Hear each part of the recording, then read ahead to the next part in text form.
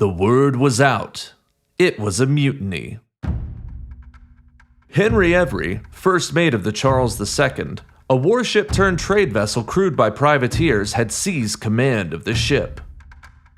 The punishment for mutineers was hanging, but for Every and his men, it was worth the risk.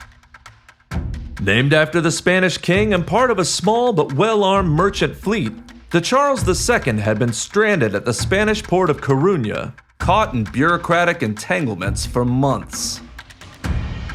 The crew had gone nearly a year with no pay. And for fear of desertion, the commanders of the fleet forbade the men to go ashore, preventing them from sending money to their families back home. The men feared they had been hornswoggled into maritime slavery, a fate not uncommon to seamen of the 17th century. Every, a man of low birth and former slaver, chose rather to risk his life than spend it enslaved out at sea. He had been planning their escape for weeks, quietly recruiting able men of the fleet to join him and seize their fate and fortunes on the high seas. On the night of May 7th, 1694, under the cover of darkness, a longboat quietly rode the harbor, pulling up along the ships of the merchant fleet, picking up sailors who, after 9 months of confinement and deprivation, had enough of their employers' empty promises. The rowboat pulled alongside the Charles II and gave the password, "Is the drunken boatswain aboard?" A Confederate on board then lowered a rope and 25 men climbed aboard and the mutiny was underway. The ship's captain had fallen ill and Every and his fellow mutineers took the ship without spilling a single drop of blood. The captain of a nearby member of the fleet called out to Every in a panic, yelling that men were deserting, to which Every coolly called back, "I know!" The night watch sounded the alarm and opened fire on the Charles II. But the cannon shot missed the stolen ship and merely splashed into the black waters as Every and his crew made their escape. Before any other ships could come about, the Charles II was out to sea and disappearing over the horizon. Together, the crew would elect Every their captain and rename the boat the Fancy. The golden age of piracy had begun, and Every would become the most feared and celebrated pirate of all time. After evading capture, they would set sail for the Cape of Good Hope and on to the pirates' paradise in the Red Sea. In August of 1695, Every staged the most brazen act of piracy ever committed when the Fancy and its crew chased down and seized the Mughal Emperor Aurangzeb's massive treasure ship, the Ganjasway. It was the richest take in the history of piracy, wealth beyond imagination. However, the orgy of violence enacted upon the men and women of the imperial ship became known in every port for its wickedness and the viciousness of its perversions. It is said the emperor's own granddaughter was taken by Captain Every himself. The reports of violence and depravity were so reprehensible, the Mughal emperor threatened to destroy all British outposts in India unless something was done about Every and the pirates that plagued his empire. Newly crowned and eager to appease Britain's allies, King William III declared Every, his men, and all who would swear an oath of piracy, hostis humani generis. Enemies of all mankind. Pirates and all those who would join them in their dastardly enterprise could now be hunted and executed by anyone daring enough to give them chase. By the end of the 19th century, the golden age of piracy was long over. But on the American mainland west of the Alleghenies, at the point where three rivers meet and coal smoke fills the sky like a dreadful black flag, a handful of men would band together and swear an oath of piracy to plunder baseball diamonds from the Atlantic to the Pacific. They would usher in a second golden age and make the city of Pittsburgh home to a dreaded pirate family that would once again be branded enemies of all mankind.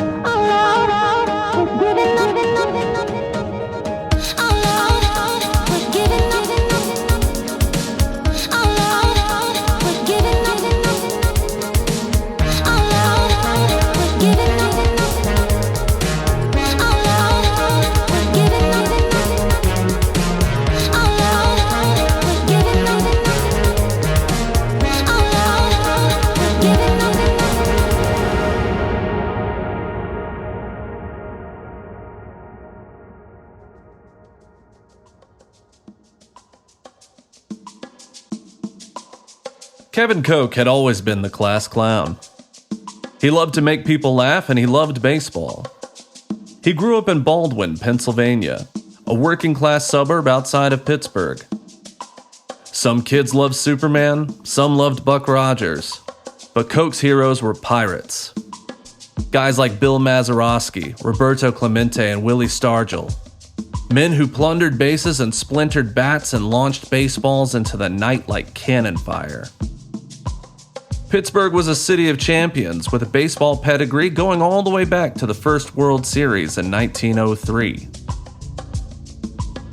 As a pitcher on his high school team, Koch was scouted by the Reds and the Pirates and showed promise but joined the Army instead of pursuing professional baseball.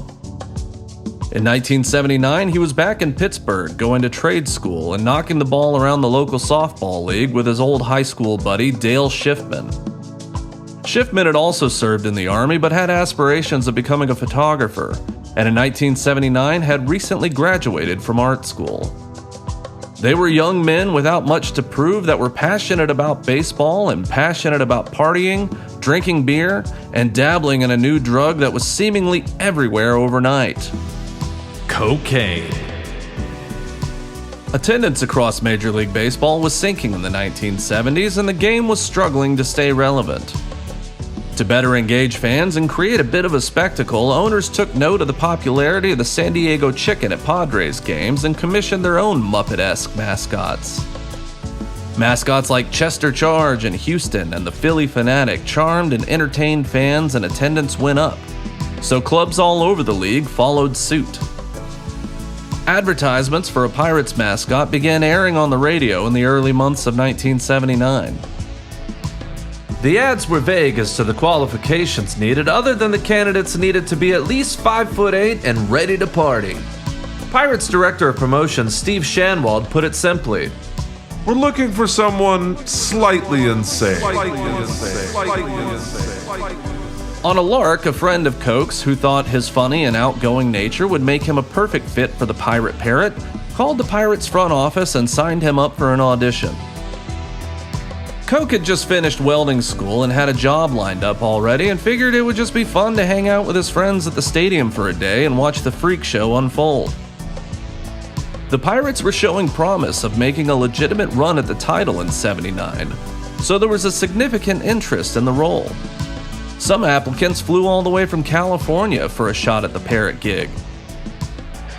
It was a horde of over 100 unemployed actors, floundering entertainers, the talentless and delusional, and just plain rabid baseball fans. Koch auditioned and felt it went well, but figured there was no way they were going to call him back. But they did. And he started to worry he might actually get the job. During his callback, he showcased his sports knowledge, doing impressions of managers and players, and showed impressive aptitude on the dance floor. Much to his surprise, a few days later, they called him back and told him that he, Kevin Koch, was the new Pirate Parrot. They gave him an oversized parrot head and some green tights and told him he would get $25 a game plus booking fees, which proved to be a significant source of income. He would commonly appear at charity events and promotions and party at bar mitzvahs and sometimes get paid to crash weddings. The next day, he was on the team owner's private jet headed to Florida to meet up with the team at spring training and wet his foam beak in front of an actual audience. The day before, he was about to start a blue-collar career in the most blue-collar town in America. Now he was a giant dancing bird and perched upon the shoulder of the famed and fabled Pittsburgh Pirates franchise. When he arrived in Florida, he was immediately in the thick of big league life, surrounded by his heroes and starstruck in the presence of players like Willie Stargell and Dave Parker.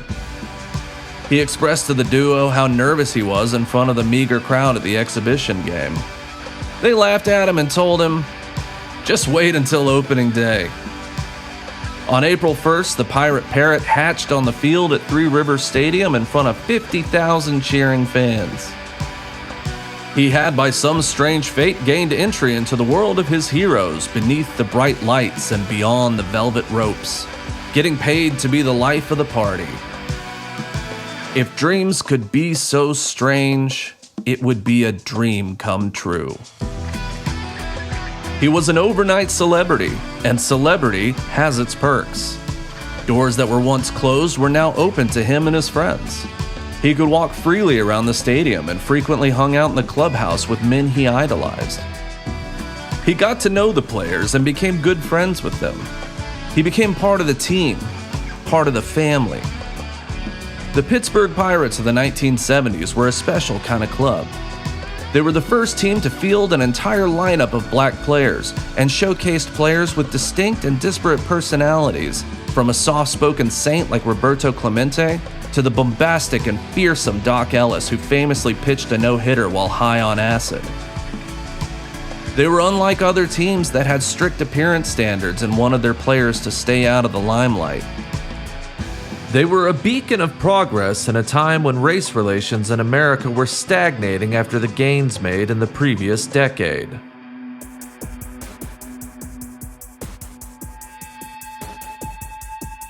The crew was officially helmed by Chuck Tanner, who was only the second manager in history to be traded to another team. It is not surprising the deal was initiated by the Oakland A's Maverick owner Charlie Finley, who tried playing the game with orange balls, among other peculiar suggestions. Tanner had a relaxed live and let live approach to management. He did not want to interfere with the culture and relationships that were turning the team into a contender.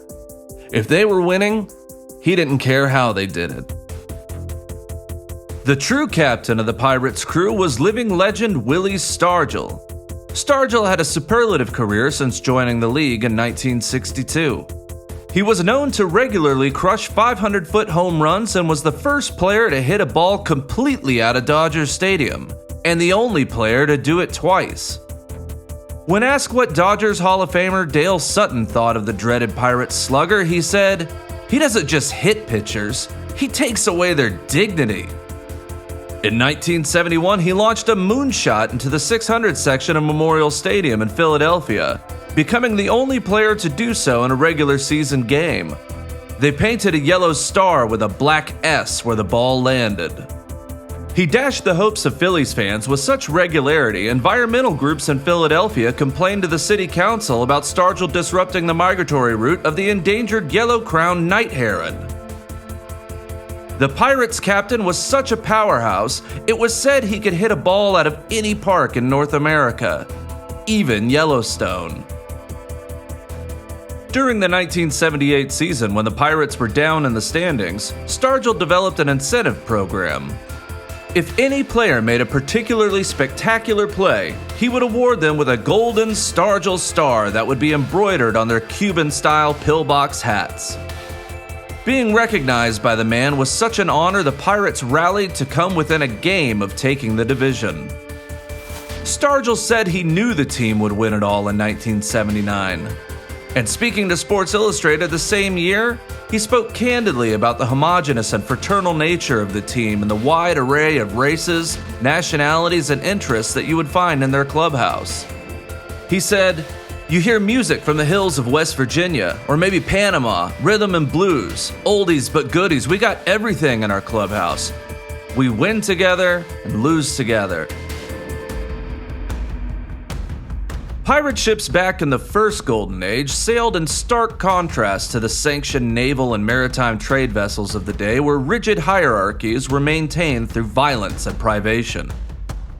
The ships were fledgling democracies in an authoritarian world on the verge of enlightenment. You were free to be who you wanted to be. You were not bound by class or race. You were entitled to an equal share. Generally speaking, pirate ships were egalitarian societies full of enlightened thinking, and the rum flowed freely. And that's what made this pirates team so special. They were men free to be who they wanted to be and enjoy the fruits of their labors as they pleased. As Stargell was preparing for a game that summer, he overheard the upbeat disco tune "We Are Family" by Sister Sledge playing over the PA. The lyrics immediately caught his attention, and he went directly to the press box and told the announcer that that was the team's new theme song and to play it every game. The fans loved it, enthusiastically singing along and dancing to the beat at every home game. During the clinching game of the 1979 National League Championship Series against the Cincinnati Reds, the players' wives and girlfriends famously got on top of the Pirates' dugout when the song was played during the 7th inning stretch. They joyfully danced to the music and led the crowd of 50,000 in a deafening rendition of the track. They were a team and fan base that had a historic amount of fun. Anyone could board the pirate ship, and on that ship, everyone was family. The Pirates sailed to success under Stargell's leadership in 1979, beating the Baltimore Orioles in a thrilling 7-game series to claim the title of world champions for the second time that decade. It was the last moment of greatness for the storied and prodigious franchise. Of the 1979 season, Stargell said, "There has been a closeness on this team that there are no words I can think to describe. We scratched and clawed our way to this day. We are a family, and that's not being sassy or fancy. It typified this ball club." The pirate captain retired in 1982, and the ship he piloted for so many years began to show its age. Nobody could know that in just a few years, it would be shipwrecked upon a lonely, powder-white shore.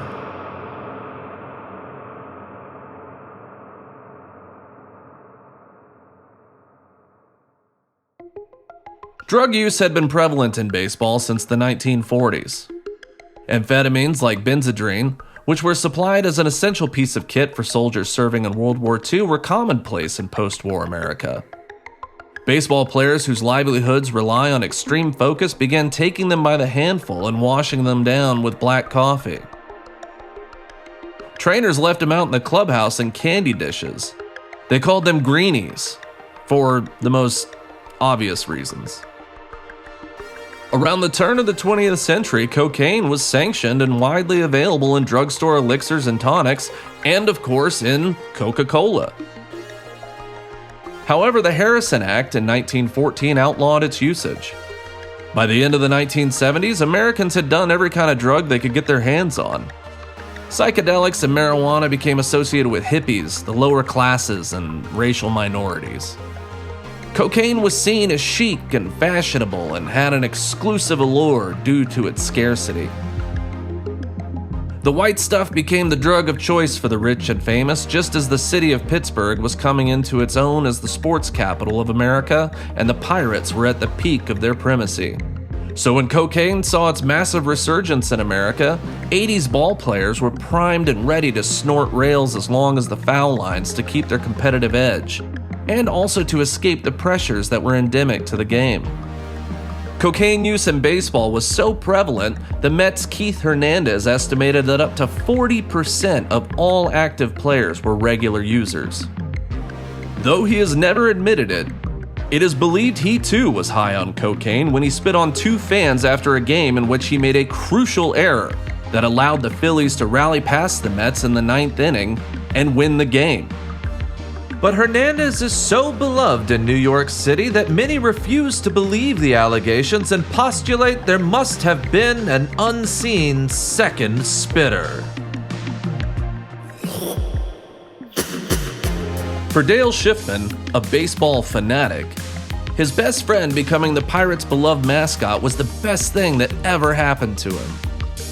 Coke would invite Schiffman to the clubhouse to hang out with the players, and it was like the gates of heaven had been opened to him. You know, if heaven smelled like unwashed jockstraps and Bengay. Aside from being the mascot, Coke already had a bit of an in with the Pirates players. His brother-in-law was a minor leaguer who was best friends with Pirates relief pitcher Rod Scurry. Coke would say that Scurry was like a second brother-in-law, and he introduced him to his hetero life mate, Dale Schiffman, and they hit it off. It was not long before Scurry and Schiffman began partying together on a daily basis.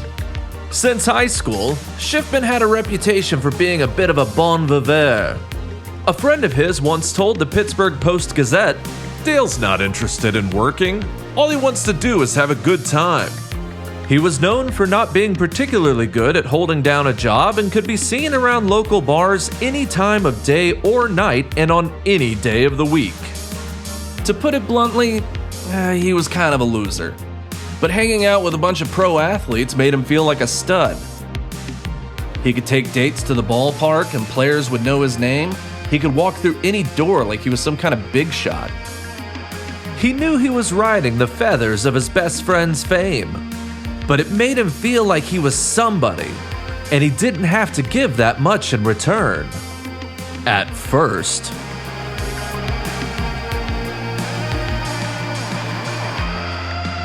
Dale Schiffman liked to do blow. Not Scarface quantities, but he had a taste for the booger sugar. He always knew where to get it and would reliably deliver.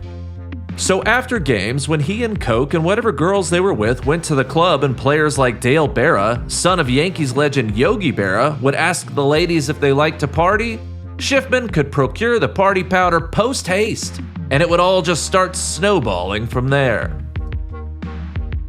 Soon, Berra and Scurry would be calling Coke before games to ask him to pick up cocaine from Schiffman.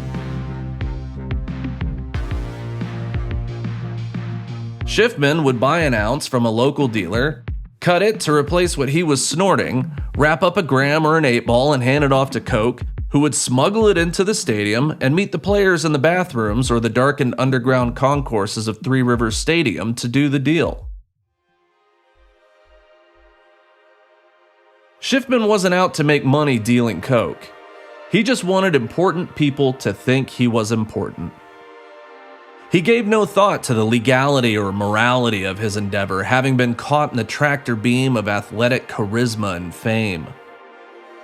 It was everything an unemployed sports fanatic could dream of. Without a second thought and a head full of blow, Coke and Schiffman were thrilled to join the network of connections ballplayers kept to keep the white stuff flowing into the clubhouse and right up their noses. From there, it became a non-stop party for Coke and Schiffman. As far as the Pirates and the city of Pittsburgh were concerned, Coke could do no wrong. Whether he was smashing enemy batting helmets or popping wheelies over the pitcher's mound, he was untouchable, and the fans and Pirates ownership adored him for it. His antics made him, according to the Pittsburgh Post-Gazette, a genuine local celebrity. Author Aaron Skirball related a scene of complete absurdity in his book, The Pittsburgh Cocaine 7, writing, "During one between-innings exploit, Coke, driving a miniature replica Corvette, led a parade of mopeds around the stadium. The mascot made a spur-of-the-moment route change and led the merry band through the center field gates and out of the stadium. With no lights on his tiny vehicle, Coke crossed the 6th Street Bridge, shaking his parrot head and screeching at cheering bystanders. He was finally stopped by city cops outside a disco, and instead of issuing citations, they asked for the parrot's autograph and gave the sideshow marauders an escort back to the stadium. When women found out he was the pirate parrot, he may as well have been Don Johnson. The suit had power. It bestowed the wearer with some kind of primitive animal magnetism. When he got girls back to his place, many requested he wear the parrot head to bed. He was what anthropologists call the sacred clown and a shaman of the absurd.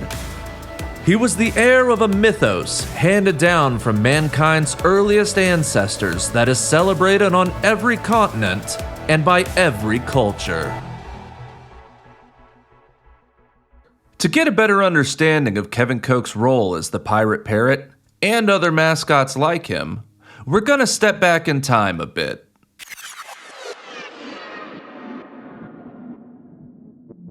On September 12, 1940, near a small village in unoccupied France, Marcel Ravidat was walking his dog Robot on Lascaux Hill when, with a yelp, the dog disappeared.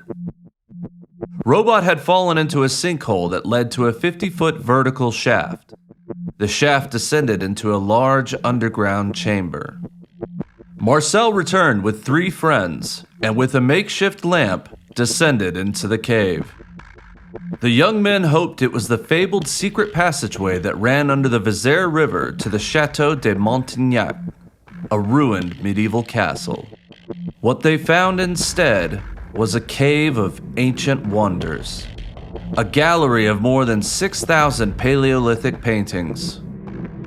Marcel described it as a cavalcade of animals larger than life painted on the walls and ceiling, and each animal seemed to be moving. They returned the next day better equipped with proper lanterns to explore the caves. As they walked through the dark, their lanterns held aloft. They saw fields of horses, deer, giant stags now extinct, the powerful and revered aurochs, some painted larger than life, the fearsome cave bear whose skeletons are littered about sacred caves all over Europe, prides of lions, packs of wolves, all frozen in time and unseen by human eyes for 17,000 years. The boys had stumbled on something sacred deep within the earth.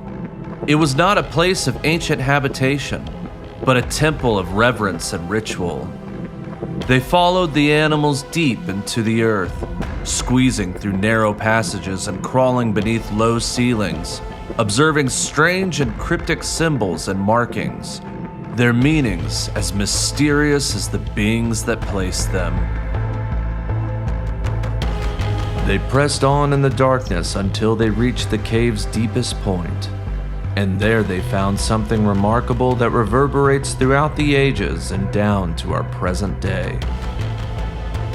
Painted next to the image of a bison that had been speared in sacrifice, and paying obeisance to the glory of the hunt and the war and life within it, was the image of a single man.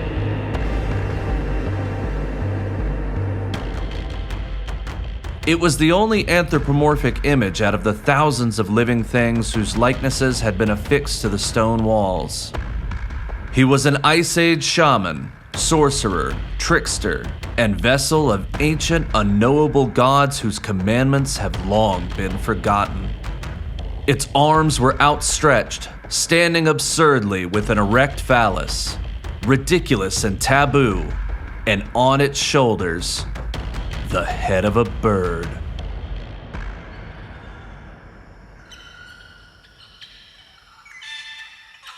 When we visit the ballpark, we walk through the yawning entrance that is guarded by statues of beasts and past heroes, reminding us that we are entering a fantastical place, separate from the duties and humdrum of the daily grind.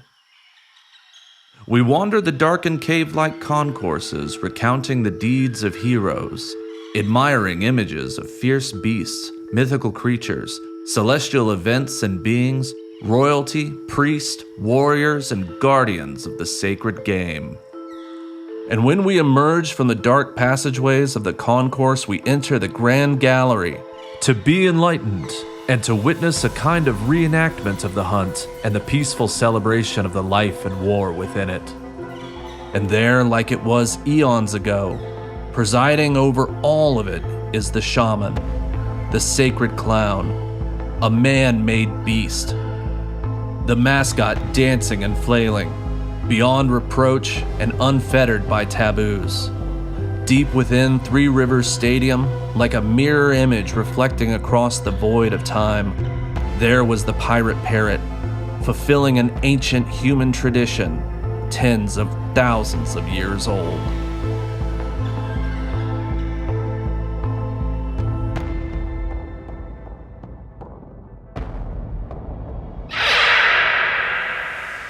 When Kevin Koch was wearing the pirate parrot costume, nothing was taboo and nothing was sacred. While wearing it, he was exempt from social norms. He was a distraction from the day and the evils thereof, and he was exceptional at it. He was making around $40,000 a year, which in the early 80s is equivalent to a low six-figure salary today. Life was good. It was a daily booze and coke-fueled circus.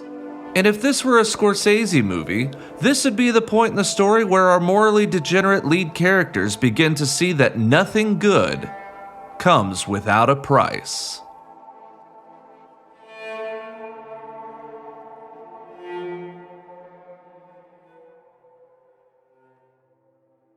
No one was affected more by this reversal of fortunes than Koch and Schiffman's good friend and loyal customer, Pirates left-handed pitcher Rod Scurry. Scurry was a reticent and introverted youth from Reno, Nevada. With a curveball so dramatic its sudden and downward trajectory could serve as a metaphor for his life and career. Some would say it was devastating. The Pirates drafted the left-handed hurler in the first round of the 1974 draft when he was fresh out of high school. He played Class A ball in Niagara Falls, where he rose quickly to all-star status. Baseball was Scurry's one true love. All he ever wanted to do was play professionally. Minor league ball was a grind, though. He would say, "We only had one day off all summer, except for the games that were rained out. But baseball is all I ever wanted to do. That's what I'm happy doing." For the first time in his young life, he was unsupervised and without any real responsibilities, other than showing up to the stadium on time. There was constant chatter around him about being the next Sandy Koufax with his nose-to-toes 12-6 curve. Professional baseball afforded Scurry the opportunity to travel for the first time in his life. And life on the road can be tough. Back before everyone had an entire entertainment system in their pocket, the long hours on the road gave you two options: read a book or raise hell.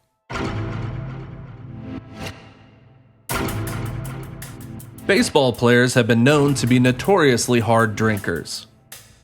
The tales of epic alcohol consumption are plentiful throughout the history of the game.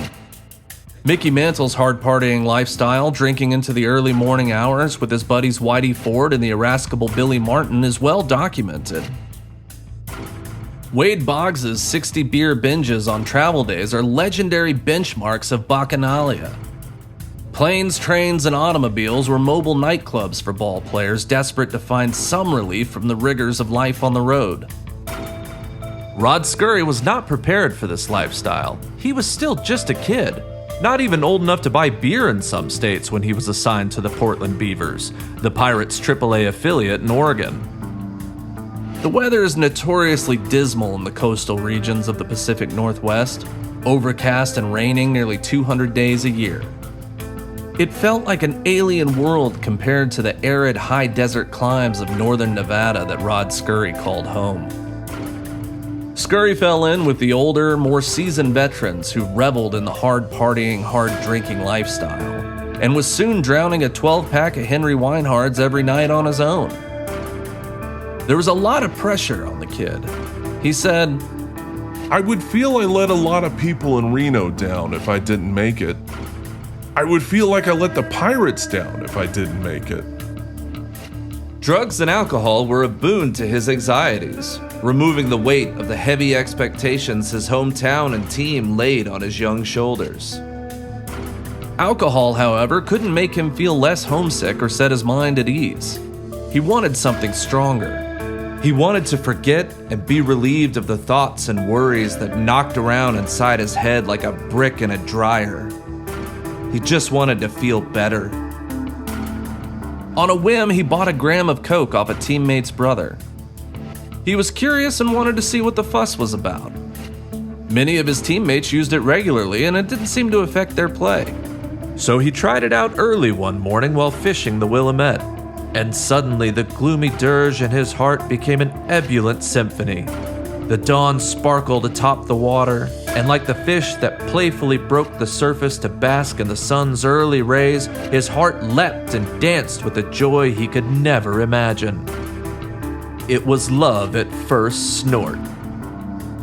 For the first time in a long time, he felt better, and he wished it could last forever. It was around this time that Scurry met Pirates prospect and son of baseball royalty Dale Berra, and the two became inseparable, both sharing an intense affinity for the Andean upper. At first, when you're high on coke, everything is awesome. You're awesome, your friends are awesome, every thought you have is awesome, and it pours out of your mouth awesomely. But after some time, those neurohighways that rush dopamine into your brain start getting some potholes, and the pavement starts to crack, and the ride becomes slightly less awesome. But if you do a lot of it, it's awesome again. Until it's not. And by that point, all you can think about is the rush and the drip and the sparkling euphoria you get after snorting a nice long line. Then every time you look up at Mount Hood in the distance, you start to daydream about it being covered in 20 feet of disco snow, and you start unconsciously rolling up that lucky $2 bill you keep in your pocket just in case you need to snort your way out of that cocaine avalanche you can't stop dreaming about. Oh, yeah. Yeah, that's the stuff right there, yeah.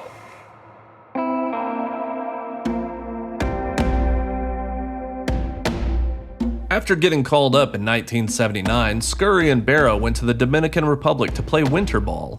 And if they weren't on the field, they were holed up in their rented bungalow, slamming rails and banging broads. If they slept at all, the first priority of the day was to get high just to be functional by game time. Teammate Craig Kasich said, "Scurry and Berra ran around like a couple of 12-year-olds. Berra was out of his gourd." The duo made the full-time Pirates roster in 1980. Scurry was just 24. His debut was not impressive, but neither was the team as a whole. Superstars Dave Parker and team captain Willie Stargell were sidelined with injuries, and the team fell to third place in the National League East just a season after winning the World Series. The widespread use of cocaine by so many of the team's key players is generally blamed for their decline. Scurry's late-night partying and days-long cocaine benders had him falling asleep on his feet in the outfield during batting practice. They had to wake him up in the bullpen whenever he was called upon to pitch. But everyone was using. It was just part of the landscape. Scurry's habit was only reinforced when in his debut as starting pitcher, he got higher than a crow's nest and shredded the Astros lineup, throwing 7 shutout innings.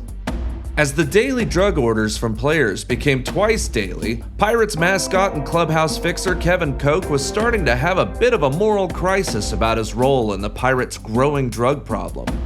So he started referring players directly to his buddy, Dale Schiffman. It was difficult for Koch to turn down the players' requests for cocaine. He said, I couldn't say no. What are you gonna do? It's almost impossible to say no. These were your heroes. But he would still go out and party with the players. Pirates first baseman John Milliner said that he, Parker, Scurry, Berra, and outfielder Lee Lacy shared up to 7 grams a week. In the early 80s, a gram of pure cocaine would fetch $600 on the street. Undoubtedly, the product they were using was more cut than Lou Ferrigno, but these guys were collectively spending a massive wad of cash getting high. Milliner said, "If I had it, I shared it. If they had it, they shared it." However, Schiffman would later complain that these guys, especially Berra, were slow to get their wallets out, knowing they could take advantage of Schiffman's unending need to be accepted by them. He said, They would always say, "You know I'm good for it. I'll get you back. I don't have any cash on me. Swing by my place and I'll write you a check." that last bit really had a tendency to piss Schiffman off. He said, Barrow was the worst about it. What the fuck was I supposed to do with a stack of $100 checks made out to cash from a very famous baseball player? Soon, a whole roster of fans turned dealers were becoming regulars in the clubhouse. Shelby Greer, a dweeb that tried cocaine once in college and then made it his whole personality, was regularly supplying Pirates' $1 million man Dave Parker, and taking monthly flights to Miami to buy the product by the pound. Curtis Strong, a renowned chef from Philly who was famous for his chicken wings, had an entire clientele of ball players from all over the country that would hit him up when they were on the East Coast. Kevin Connolly and his colleague Thomas Balzer were HVAC repairmen from the declining neighborhood of Garfield Heights and would prowl the popular nightclubs on game nights looking to move some product. Then there was Jeffrey Moscow, an average Jeff that lived at home and tended bar at a dive where Dale Barra liked to hang out. And then there was Rob McHugh, who crunched numbers all day as an accountant, but would DJ at night and sling drugs on the side. Most of these men were small fry, but a few liked to swim in deep water. By the time Rod Scurry entered Kevin Connolly's circle, he went from purchasing a quarter ounce at wholesale to a quarter kilo just to stay in the game. But soon a quarter kilo wasn't enough. By the 1982 All-Star Game, Connolly was a full-fledged coke dealer flying to Florida to purchase 2 kilos of cocaine at a time.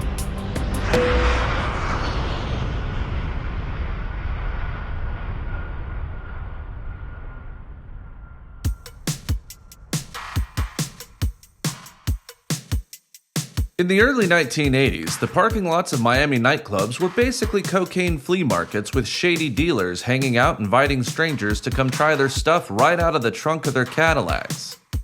You could buy a kilo anywhere. The DEA estimated that in 1983 alone, at least 60 tons of cocaine was consumed in the United States. In 1984, smuggler turned informant Isidore Izzy Moreno, who allegedly ratted out everyone he had known since the 6th grade, was busted by vice officers in Miami after robbing a bank. He confessed to transporting 74 kilos of cocaine from Miami to Pittsburgh in 1983 for a distributor and avid speedboat racer named Lewis McCarthy. McCarthy would use his cigarette boats to run the drugs from Cuba to Miami and launder the money through races he sponsored. The war on drugs escalated when Congress appropriated funds to commission a fleet of 104 speedboats to intercept the cocaine-laden boats on their daily commute to the Florida coast. The message was clear. The party was over. The Reagan administration poured all available resources and manpower into the war on drugs, increasing the enforcement budget from $8 million to $95 million and enlisting the help of the FBI and CIA. Unless they were using drug money to fight communism, all those who trafficked in drugs were, in the opinion of the United States government, the new hostis humani generis, and they were to be treated as enemies to the whole human race.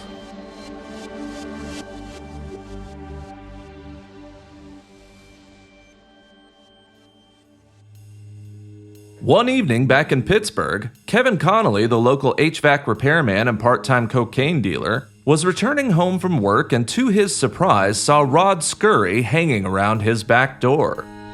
He expected to see Scurry later that evening after the game and figured it had been a quick 9 innings and let his friend in. He grabbed a couple of beers and turned on the TV, and to his shock and surprise, the game was still on, being broadcast live. Connolly had a lot of questions like, "Why the fuck are you at my house and what the fuck is going on?" To which Scurry replied, "Ah, fuck that shit, they're assholes."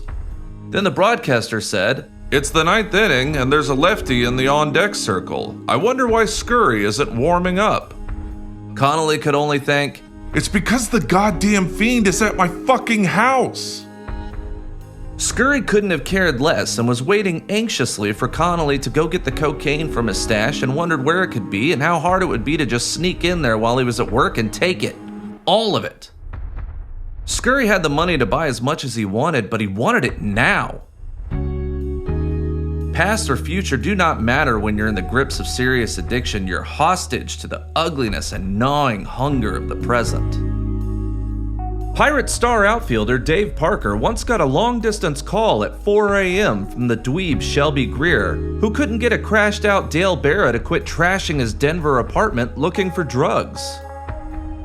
Parker got Dale on the phone and talked him down, reminding him, "Hey bud, we've got a game tomorrow. Why don't you get home?" Player performance declined as the game was virtually the only time they weren't using. Montreal Expos Hall of Famer Tim Raines was so dependent on cocaine, he would slide into base head first to not damage the glass vials he kept in his back pocket.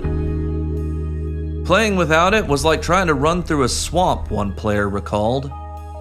Rod Scurry was in constant contact with Dale Schiffman. His orders were starting to top 8 or 9 grams a night. Schiffman was starting to get agitated with all the late-night calls and pre-dawn unannounced knocks on his door. Coke, feeling somewhat responsible, said, "I knew it was bad, but I didn't know it had got to that level." Scurry's family noticed something was wrong when he came home to Nevada for the holidays after the 1983 season and stayed in a hotel so he could get high all night without being interrupted. As the clock struck midnight on January 1st, Rod Scurry didn't realize as he was going 3 sheets to the wind, snorting bumps of cocaine alone in his hotel room, that 1984 would be the year his career and the pirate ship would be blown to pieces.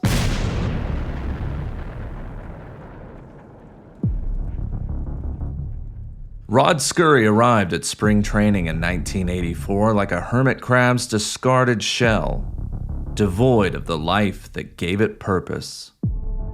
Elite left-handed pitchers were hard to come by, and Scurry could still throw a curveball that would dive deeper than the Mariana Trench. Everyone knew he had a drug problem, but everyone was snorting the stuff or ramming greenies down their gullets. And as long as the owners and managers had plausible deniability, they were going to keep him in. Because you play the game to win, even if sometimes you lose yourself along the way. After dropping the season opener to the Padres in San Diego, and Scurry blowing the save in Game 2 of the series, the Pirates traveled to Los Angeles to face the Dodgers. The team checked into the lavish Biltmore Hotel, and Scurry's teammates began posting up around his room to prevent anyone they didn't recognize from smuggling drugs to their troubled teammate. On that first night in Los Angeles, around 8 p.m., a man posing as a Rawlings representative smuggled cocaine to the pitcher inside a new glove. No one was any the wiser, as sponsors often hand-delivered new products to players.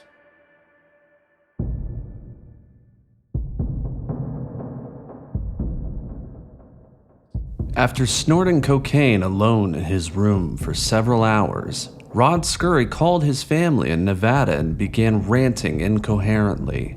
His sanity, having fled from him, rushed away on the currents of darkness that flow outward from desperate hearts. His father, deeply concerned for his son, called teammate and friend Don Robinson and explained to him that Rod was behaving very strangely and potentially psychotic, and asked him to go check on him. Don Robinson was no stranger to strange sights and even stranger occurrences.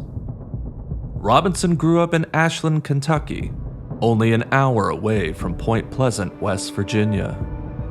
He claims to have had a terrifying encounter in December of 1967 with the mysterious and dreadful red-eyed creature that flew the hills and forest of the Ohio River Valley.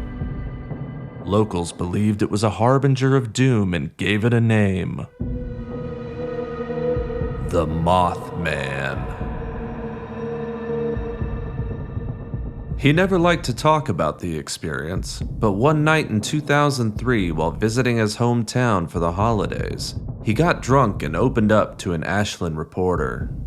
His story was published in a Point Pleasant newspaper ahead of the unveiling of the city's Mothman statue and monument.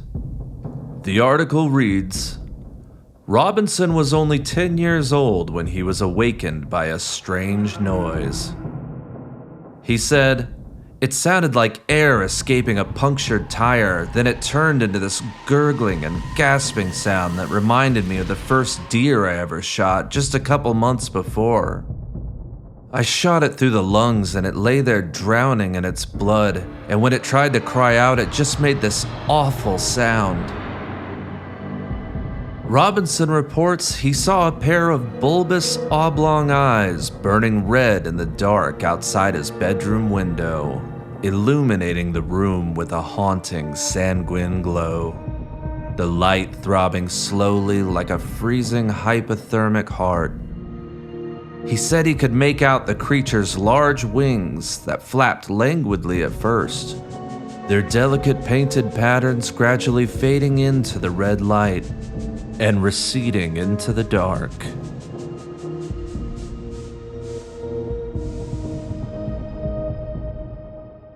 I was terrified, but I couldn't look away. I felt like I was caught in some kind of tractor beam. I just kept walking towards it. As he approached, he felt dread as he never had as its inhuman features became more defined. Its face was nightmarish, like that of some kind of insect, its feathery antennae swaying in the cold night air, and its curled proboscis twitched as the creature chattered. It was hissing and seething, speaking in some kind of horrible cryptid tongue. That gurgling sound was getting louder and started to change into deep, guttural clicks just real fast. I remember thinking it sounded like putting a baseball card in the spokes of my bicycle. Robinson paused for a moment and picked at the label of the logger he hadn't touched since he began his recollection of this encounter. What was weird about the whole thing? He said matter-of-factly, as if the presence of a red-eyed monster outside of his bedroom wasn't strange enough. I could feel everything it was saying, like reverberating in my chest. It felt like someone was firing a machine gun next to me. It was trying to tell me something. Whatever it was saying made me feel more afraid than I had ever been in my life. I saw it raise its hand up, and it had these long, skinny black fingers that looked like withered branches. And it just started stroking the glass as it stared at me, making that awful sound. The red eyes pulsed rapidly, further drawing Robinson into its spell. The creature's wings began to flutter with gaining violence, their shapes and patterns now telling a story in the strobing red light like the dime store flip books his mother would buy him. I could hear the wings thudding against the glass. I was praying the sound would wake up my parents. I tried to scream, but it was like I was in a dream. No sound would come out. I was just trapped, paralyzed with a demon staring at me through my bedroom window. I just wanted to wake up, but it just kept going. The creature began transmitting the same pattern of clicks over and over. Lost in its hypnotic stare and entranced by the concussive coded phrases, Robinson stared back at it, unable to look away. That's when I saw what it had been saying. In the reflection of the glass, he saw a vision, repeated 7 times. He saw a crowded bridge filled with cars, hundreds of headlights shining in the night.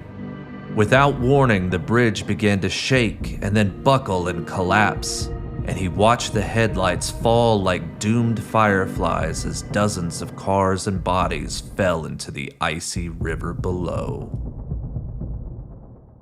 By this point in the conversation, he had peeled the entire label from the bottle he had been nursing, and the curled scraps sat in a pile on the table like wilted flower petals.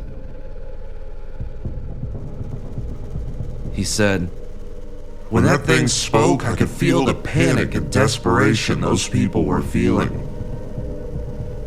Then suddenly it just stopped, and there were just those damned red eyes looking back at me.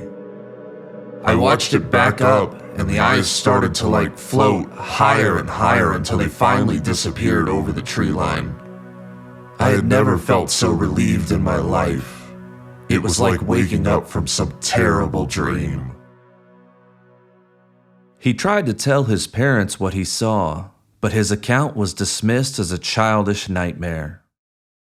A week later, the Silver Bridge connecting Point Pleasant, West Virginia, to Gallipolis, Ohio, collapsed and killed 46 people who drowned in the frigid currents of the Ohio River. My parents never said anything about it, just that it was a bad dream. So I believed them and it never came back. I don't really buy all the Mothman stuff. I don't know what that thing was. Kids' heads are full of crazy stuff. I think it's just something people like to have fun with. But I could sure as hell never shoot a deer after that. I don't know what I'd do if I ever heard that sound again. I might go crazy. Even in light of all he had heard and seen, Robinson said he was not prepared for what he saw in Rod Scurry's hotel room that night in Los Angeles.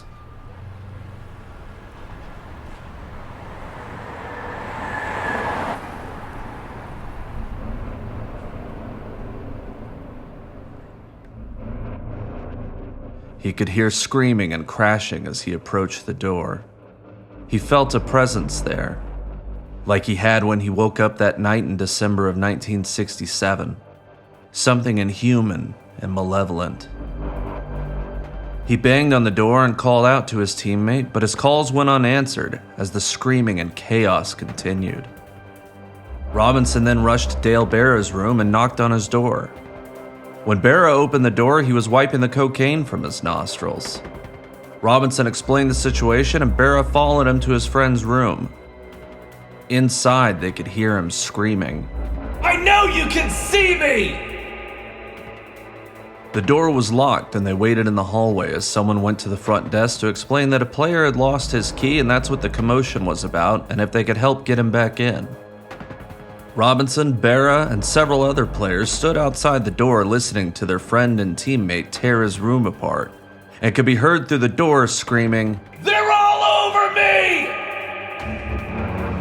When they finally got the key and opened the door, Robinson was shocked when he saw his friend, thin, pale, and malnourished. His skin pulled tight over his spine, which stood out like the ridges of some cursed mountain range, and his protruding ribs creating little hills and valleys that ran down his sides. He was squatting in his underwear, beating a partially disassembled television with his bloodied bare hands, yelling angrily, "The bastards know we're here! They can see me! They can see all of us! And they sent the snakes to kill me!"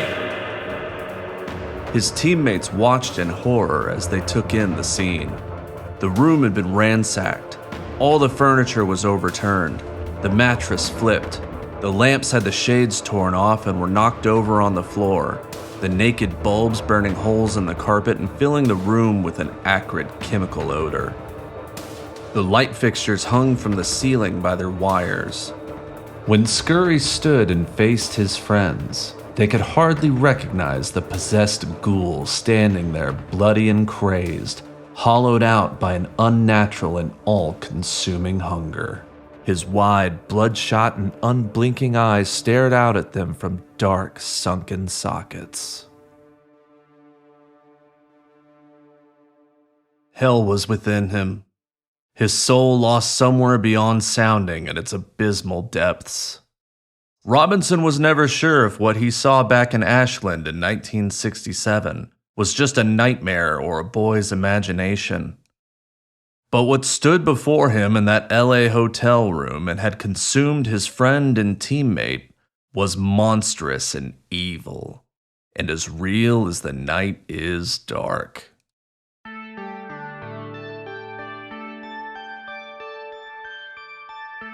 Scurry was suffering from a full-blown cocaine psychosis.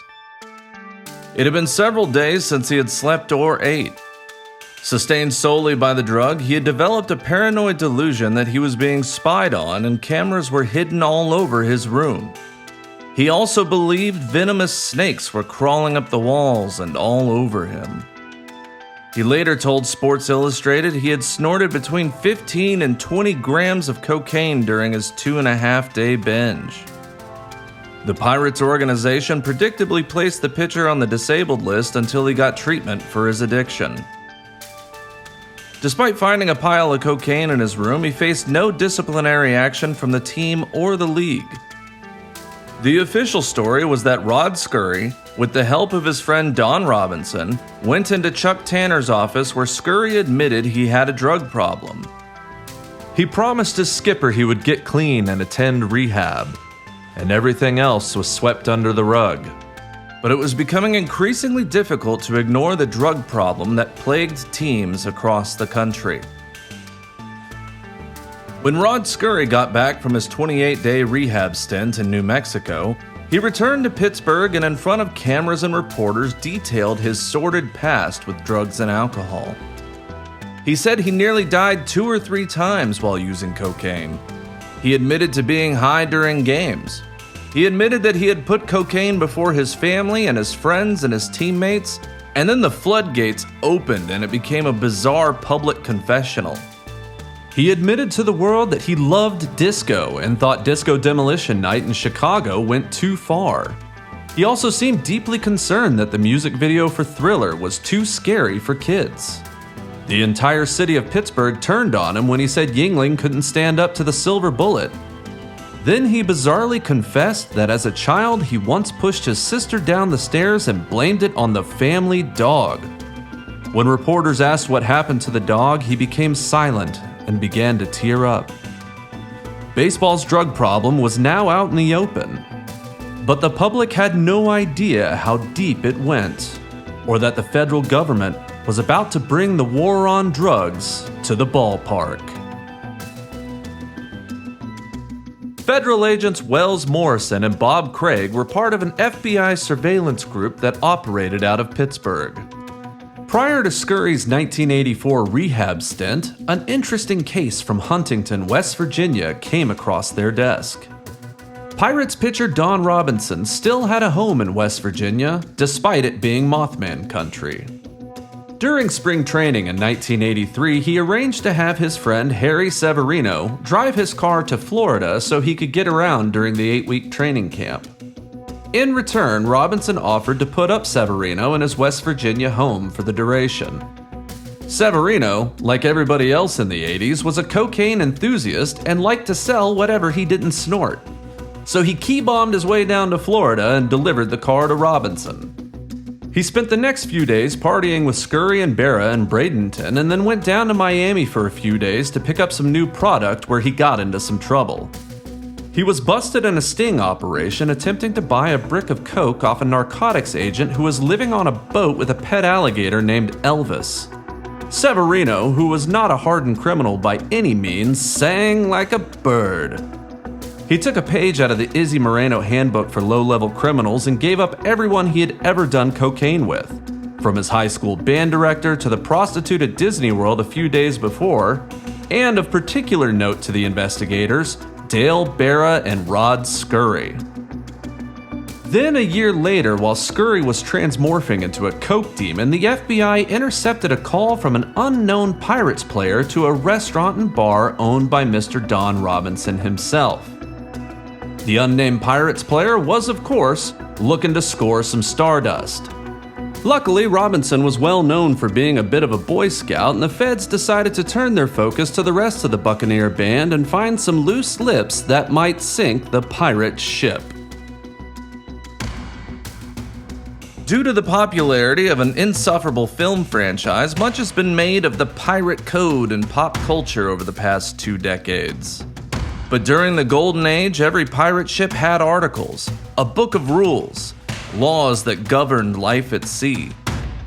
Anyone wishing to join a pirate crew would, by their own agency, swear an oath over a variety of sacred objects, or just whatever was on hand, including but not limited to an axe, crossed pistols, a human skull, or while sitting astride a cannon. The initiates would swear to abide by these codes or face severe punishments such as being dragged alongside the boat or marooned on an island with only a pistol containing a single shot. But more often than not, they were simply executed on deck and thrown into the sea. With the FBI at the gates of Three Rivers Stadium, the Pittsburgh Pirates organization would, like rats fleeing a sinking ship, scramble over and betray anyone to save their own mangy hides, even their own fans.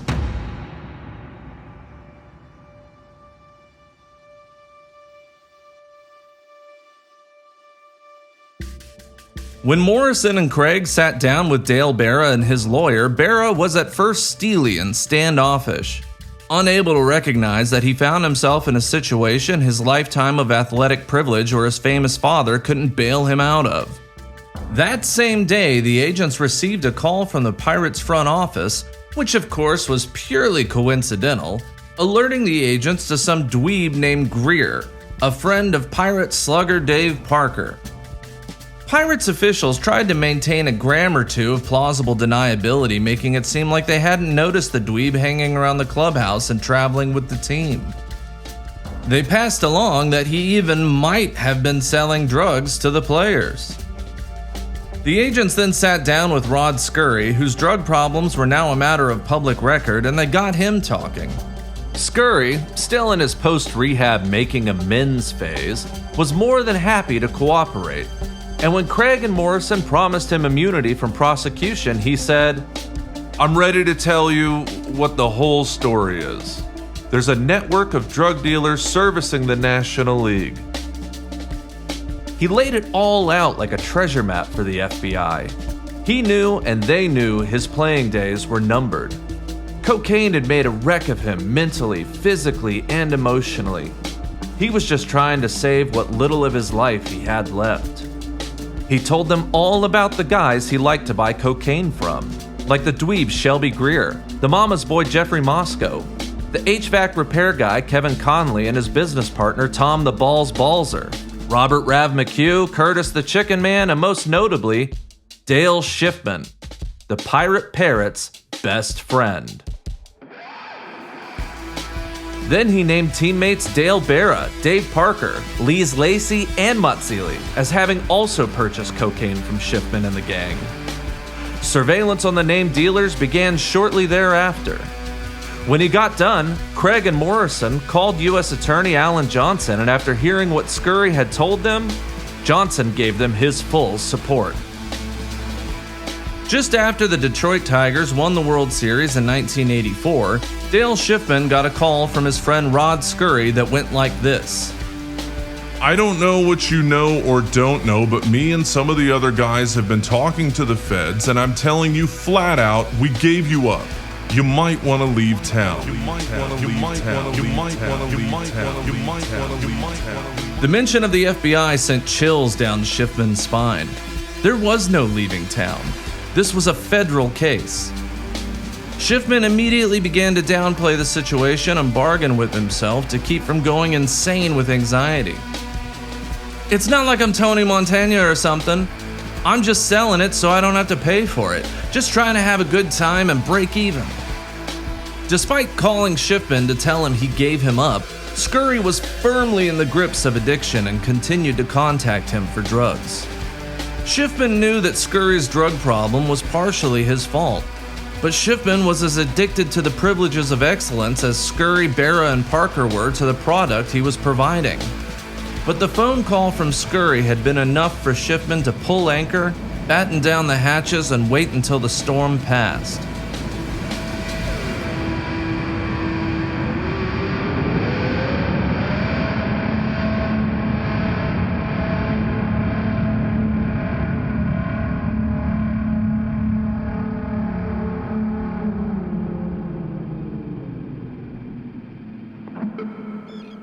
It was the first week of November and the trees were almost bare when Dale Schiffman got the call that would change his life.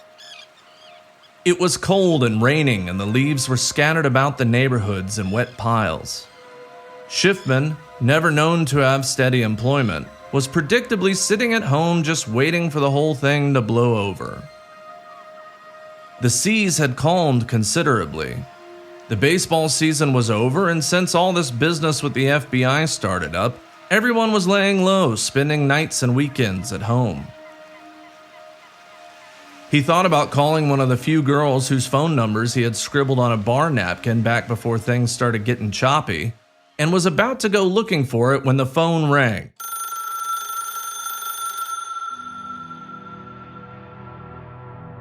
He stood by anxiously, debating whether or not to pick it up, thinking it might be the feds. But then he realized they were more likely to kick down his door than give him a courtesy call.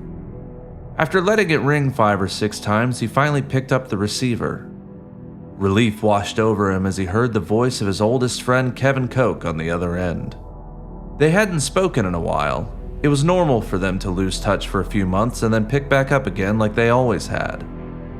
Schiffman asked him how things were going, but Koch cut straight to the chase. "Hey man, can you hook me up?" Schiffman had extricated himself from the drug trade and no longer took calls from ball players, but this was Kevin. There's nothing he wouldn't do for the guy. He considered him a brother. "I just need a few grams. I have some promos the Parrot needs to attend this weekend and I don't want to fall asleep driving home. You know what I'm saying?" Schiffman was more than happy to help his friend out and thought nothing of it. Koch arrived at Schiffman's that evening and bought 2 grams for $200, and despite his friend's insistence he stay, citing how bad the weather was and all the usual entrapments, Koch said he was in a hurry and said his goodbyes and rushed out the door. Koch would later confess to fighting back tears as he left Schiffman's apartment, because he knew it might be the last time he would ever see his lifelong friend. He got in his car, still struggling to keep it together because he didn't want to be heard crying on tape. He had been wearing a wire the whole time.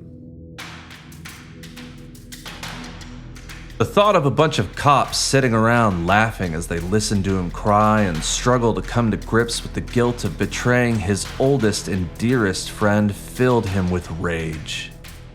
He had no one but himself to blame, and that only made him feel worse.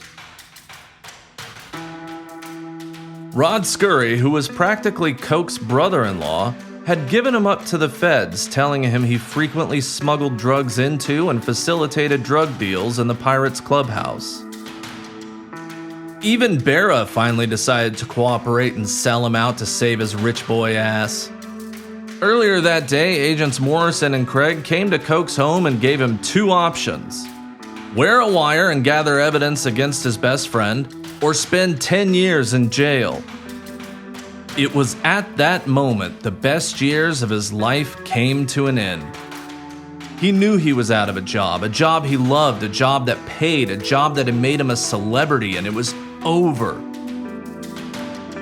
The agents told him, "Look, we already have your buddy pinned, but we want him dead to rights. We know you were just the middleman, but we can make sure you do time if you do not help us with this." He was fucked and he knew it, and thought to himself, why should I take the hit? For what? For a bunch of guys in a bar to say one night, "Wow, what a guy! Piss on that!" He agreed and made the call to his high school baseball teammate, brother-in-arms, and amigo numero uno, and that was it. After a federal grand jury had gathered all the evidence they needed, they kicked down Dale Schiffman's door and arrested him on 111 counts of distribution and intent to distribute narcotics. In a 2011 interview with Bryant Gumbel, Koch was asked, "What did it feel like to have to turn in your best friend?" He solemnly replied, "I felt like Judas." In 1985, Dale Berra, Lees Lacy and Matsili, John Miller, Dave Parker, Rod Scurry, and other notable major league players, Willie Aikens, Vida Blue, Enos Campbell, Keith Hernandez, Jeffrey Leonard, Tim Raines, Lonnie Smith, and Alan Wiggins, were called to testify before a Pittsburgh grand jury. It was a headlining scandal that put America's pastime under intense media scrutiny. It was the biggest scandal in the game since 1919, when 8 Chicago White Sox players infamously accepted bribes to lose the World Series. In exchange for the players' testimonies, they were granted immunity from prosecution. Several faced fines and suspensions, and others were subject to random drug testing for the rest of their careers. Not a single one of them went to jail. They didn't even miss a game. Hernandez was even greeted with a standing ovation when he returned to Shea Stadium. They were heroes, victims of the war on drugs. But with their great strength, they stood up for truth, justice, and the American way. That was exactly the illusion Major League Baseball was selling, and the public bought it, and the useless extended warranty. Tragically, there were practically no immediate consequences at all for anyone in Major League Baseball. Neither the players nor the owners were keen to implement mandatory drug testing. Major League Baseball Commissioner Peter Ueberroth was under tremendous pressure to salvage the league's image and protect the integrity of the game. He argued that testing would be good for the game, restoring the faith of the fans and clearing players of any suspicions that their performance was affected by drug use. Many teams and players were tired of protecting drug users and favored testing. Others were vehemently opposed to it and felt it infringed on their constitutional rights to privacy, and that the issue would have to be put before the players' union for negotiations. Many were afraid it gave the owners too much power. For owners, it was of course about the only thing that matters to them: money. There would be nothing to stop an unscrupulous owner from tampering with test results as a means to get rid of an expensive contract or problematic personality. They adopted a don't ask, don't tell approach to recreational and performance-enhancing drugs. Because if a top player tested positive for cocaine the last week of the season and the team was in a tight pennant race, the owners would have to take action against that player and risk missing the playoffs and all the cash that comes with it. So in the middle of the 1985 World Series between the St. Louis Cardinals and the Kansas City Royals, who in 1983 had their own drug scandal that ended with 3 players in jail, the owners announced when no one was paying attention that they were unable to make substantial progress with the Players Association on the issue of drug testing and officially dropped the issue. And just like that, the hatches were left wide open for an even stormier scandal that would do more to sink the integrity of the game than a dude in a bird suit and his loser friends ever could.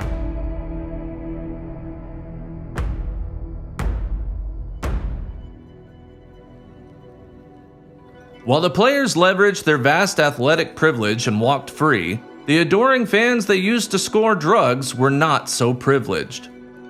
Criminal trials commenced against the 7 fans that were indicted. All 7 were convicted. Jeffrey Moscow's attorney, Stan Levinson, gave this statement. My complaint about the prosecution was always that the less powerful, less wealthy guys got prosecuted and the big guys got off. My own particular client was a bartender, a nice guy with no criminal history. He befriended Dale Berra, they became friends, but Berra had a cocaine problem. Moscow was happy to supply him with small quantities, more as an accommodation and a way to be one of the guys. I thought it was disgraceful that he got prosecuted and Dale Berra and Rod Scurry continued on with their careers.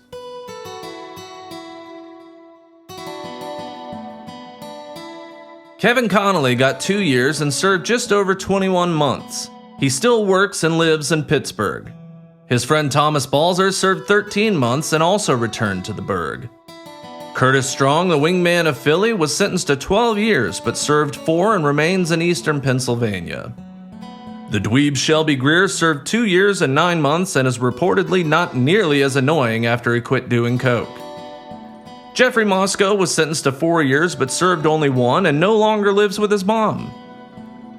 DJ Rob Rav McHugh served 11 months of his 10-year sentence but passed away in 2001.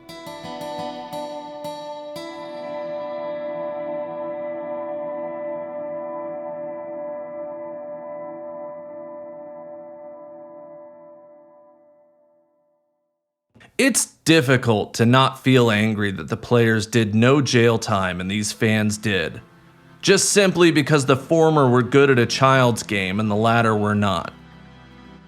The whole thing stunk like a bloated whale carcass rotting on a stony beach, but the players came away smelling like roses. Unlike the Pirates of yore, the ball players in Pittsburgh betrayed their most loyal fans and compatriots who were branded as criminals, as they were lauded for their bravery and strength of character, coming forward to repent and aid in the Reaganian crusade. These fans were no doubt able to make their own choices, and no one forced them to sell drugs.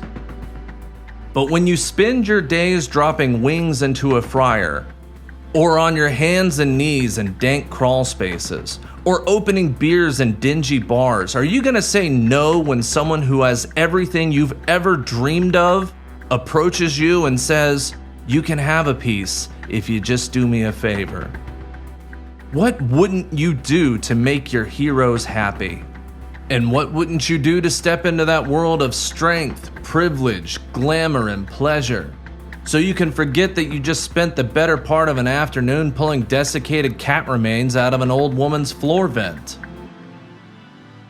The list of things you wouldn't do for a better life gets shorter and shorter with every passing day as you realize your best days are already behind you. And that future that was so bright and so full of possibilities that you were once hurtling towards is now a present as stationary as the ship in the faux oil painting you picked out of a pile at Sears and hung above your television. And there it hangs, day in and day out, as you study it during the endless waves of commercial breaks and wonder, where is it going? And if you could by any chance go there too. Those men are responsible for their decisions, but they cannot be blamed for making them.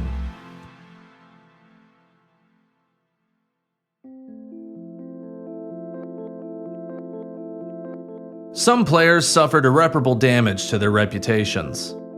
It's widely believed Dave Parker will never find his way into Cooperstown as a result of his deep involvement in the Pittsburgh drug trials. He was a man of mythological strength and size who would warm up with a sledgehammer in the on-deck circle and once hit a ball with such force the cover tore off. He was so fearsome on the diamond they called him the Cobra.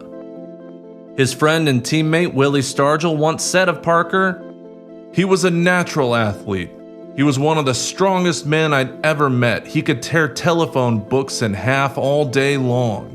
He never used a knife to cut an apple, he simply split it in two with his fingers. And he was fast. Dave could outrun anyone on our team. The Lord had given freely to Dave. But every Samson has a Delilah." Despite being the recipient of every accolade and award baseball can throw at a man, he lacked important career benchmarks, being just a few seasons shy of 3,000 hits, and finished his career short of 400 home runs. It is speculated that had he not been so entrenched in controversy, his 2,712 hits, 339 home runs, and .290 average could have slid him safely into the Hall. Not a man to mince words, when asked about his notable exclusion, he said, "I think it's a fucking joke I'm not in the Hall of Fame." And surely there's a few others out there that feel the same. Some players suffered hellishly from their addiction and were never able to recover from it. In 1985, Rod Scurry was sold off to the Yankees, where mercurial team owner and control freak George Steinbrenner held stern anti-drug sentiments. Scurry was happy to undergo mandatory testing. He knew it was the only way he was going to stay clean. However, he was released by the Yankees after a DUI arrest. Like many players cast adrift, he washed up in Seattle and after a single season of pitching middle relief was released during the offseason on December 21st, 1988, the darkest day of the year in the Northern Hemisphere. The very next day, he was arrested at a crack house in Reno. With no one left to look over his shoulder and having parted ways with his one true love, he became unmoored. A ghost ship drifting on the tides with no hand to steady the wheel or guide him towards safe harbor. The drugs held fast to him and trapped him in their swirling maelstrom. He could see the gaping jaws of the Leviathan awaiting him as he spiraled downward into the abyss. Knowing there was no way out for him, his wife took their 2 young children and left. The bills were piling up, and the IRS pursued him for back taxes. The more cocaine he snorted, the less it all hurt, and all the trouble and pain seemed distant and harmless. Like the painted ship, he could stay paused in the present forever, as long as he had cocaine. On October 29, 1992, Reno police responded to a call placed by Scurry's neighbor. Rod was in the front lawn screaming and fighting with invisible snakes. Police tried to calm him, but he became more agitated and violent. When they attempted to handcuff him, a struggle ensued and his heart, broken from a decade of drug use and despair, finally gave out. He slipped into a coma, and a week later, with no hope of recovery, his family made the harrowing decision to take him off of life support. The drugs had finally taken Scurry, and in their hellish wake, left behind his 2-year-old daughter, Dallas, and his son, Rodney. His mother, Betty, struggled to cope with her grief and would often say, "I wish he had never learned to throw that curveball."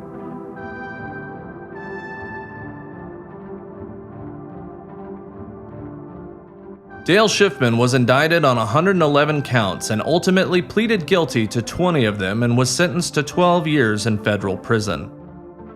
The day he was arrested, he was sitting handcuffed in the back of the FBI agent's car when Craig and Morrison stopped at the downtown jail to pick up another detainee. The prisoner got in with Schiffman and said, "How's it going, man?" Schiffman replied, I'm having a bad day. The passenger responded, "Not as bad as the guy I saw on TV. They got him on 111 indictments." Schiffman let out a defeated little laugh and said, Yeah, that's me. he spent 2 years in prison knowing that he had been sent there by his best friend. At first, he was justifiably bitter and angry, but after the common religious phenomenon known as the prison epiphany, he came to believe he had been saved. And in his heart, he forgave his friend, Kevin Koch, the pirate parrot, for turning him in. Without the betrayal, he said, "I'd probably be dead with all the drugs and drinking."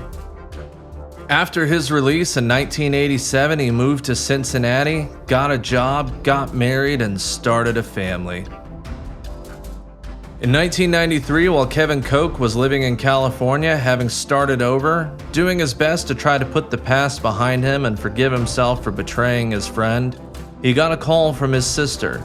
She said, "Dale is looking for you." Naturally, Kevin became worried Dale wanted to exact some kind of vengeance or confront him with some sort of apocalyptic reckoning that he had spent 8 years rehearsing every time he took a shower or got stuck in traffic. But she assured him, "Dale is different now. He's changed." Koch returned to visit family in Pittsburgh, and Schiffman made the trip up from Cincinnati. After 8 long years of shame, guilt, and regret, when Kevin Koch saw his long-lost friend, he saw a changed man, and he saw that he had been forgiven. He felt the weight of the world lifted from him, and through a torrent of tears, Koch said to him, "I'd give my life to undo what I did to you." They remain friends to this day. The Pirates' golden age officially ended with the infamous drug trials. Their ship had been dismantled, and so had the family. Season after season, the franchise has been lost at sea, the fans patiently waiting for the winds to finally turn and carry them to their treasured shores. Holding their course steady and true, the pirate family dreams one day they'll stand on the X that marks the spot and dig up that great champion's chest and find it full of shining diamonds, and bags of emeralds as green as the Elysian fields, rubies the size of baseballs, and great scepters of solid gold. But there is no greater treasure than when the Buccaneers' voyage ends, than to arrive safely at home, pardoned, forgiven, and free to begin again. Every soul desires to go back to the start, and every pirate can tell you, baseball will break your heart.